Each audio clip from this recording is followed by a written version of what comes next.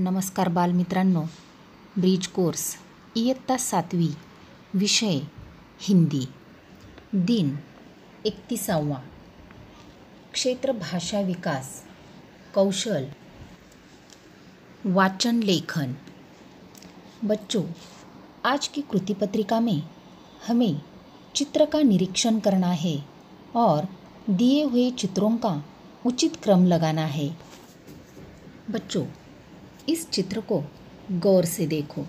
यहाँ हमें 5 चित्र दिए गए हैं। चित्र में हमें क्या दिखाई देता है देखो। पहले चित्र में किसान अपने बैलों के साथ खेत में जमीन मशागत कर रहा है। दूसरे चित्र में देखो, जमीन में कुछ बीज बोए जा रहे हैं। तीसरे चित्र में देखो, उस बीज से फसल आती हुई हमें दिखाई दे रही है।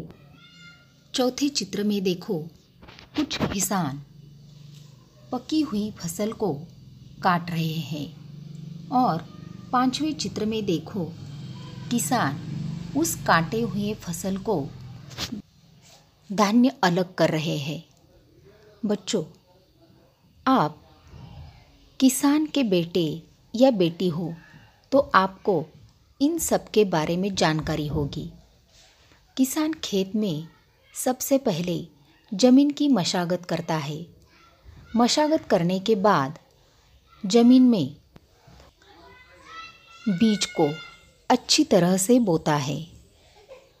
बुआई करने के बाद बीज को ठीक तरह से रोज़ाना पानी देता है।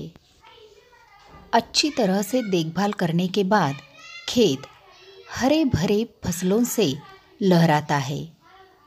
जब फसल अच्छी तरह से तैयार हो जाती है तब किसान उसे काटता है।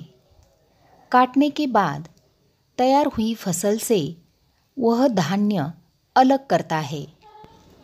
तो बच्चों, इस चित्र में देखो, पहले जमीन की मशागत आती है, उसके बाद बीज बोना,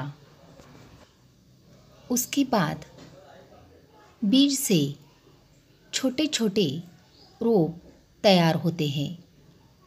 बाद में अच्छी फसल तैयार होने के बाद किसान उसे काटते हैं। काटे हुए फसल को अच्छी तरह से सुखाकर उससे धान्य अलग करते हैं। चित्र को देखने के बाद नीचे दिए गई घटनाओं का उचित क्रम लगाओ। देखो, यहाँ फसल, कटाई, बोवाई, जुताई और तोड़ना, इनका हमें उचित क्रम लगाना है। तो देखो, यहाँ पहले क्या आता है? तो पहले जुताई यानी ज़मीन की मशागत आती है। बाद में बोवाई आती है यानी कि बीज बोना। उसके बाद फसल आता है। फसल के बाद कटाई होती है और कटाई के बाद तोड़ना आता है। आओ सृजन करें।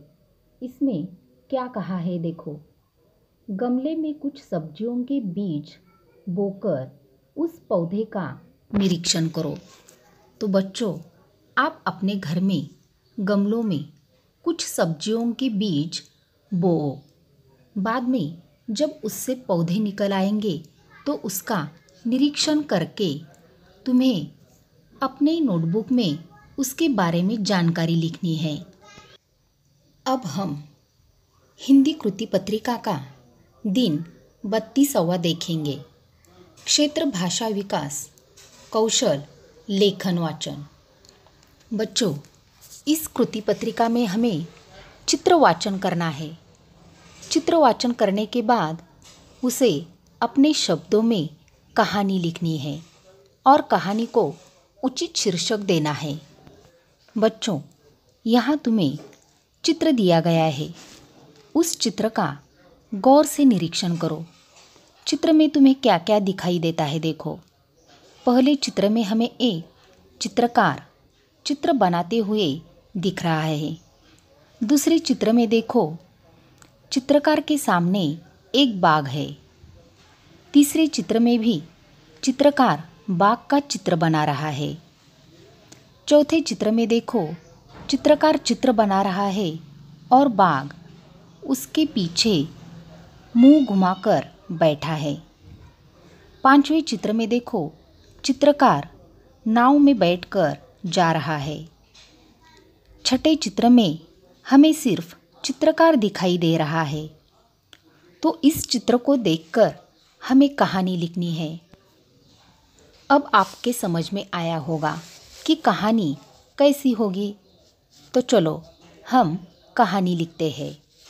देखो, एक चित्रकार था। एक दिन वह चित्रकार चित्र बनाने के लिए एक बड़े घने जंगल में गया। जंगल में बड़े बड़े पेड़, हरियाली, पानी, फूल देखकर वो बहुत खुश हुआ और फौरन चित्र बनाने लगा। अचानक उसके सामने एक बाघ आ गया। बाघ को देखकर चित्रकार घबरा गया। बाघ चित्रकार के पास आने लगा।